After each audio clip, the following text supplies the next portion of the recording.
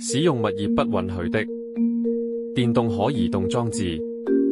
第一點，當發現時，保持冷靜及禮貌，以專業禮貌態度向住客提醒，告知屋苑範圍內不允許使用該裝置。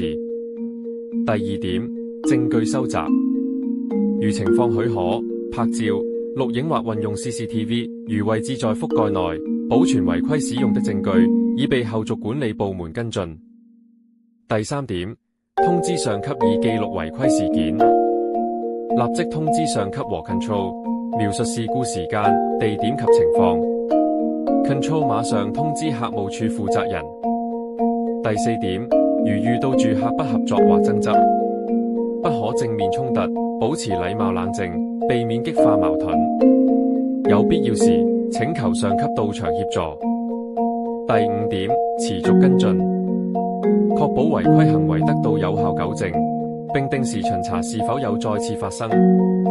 第六點，記錄事件經過 Incident Report， 詳細記錄接報時間、處理措施、指示及事件發展，以備後續報告。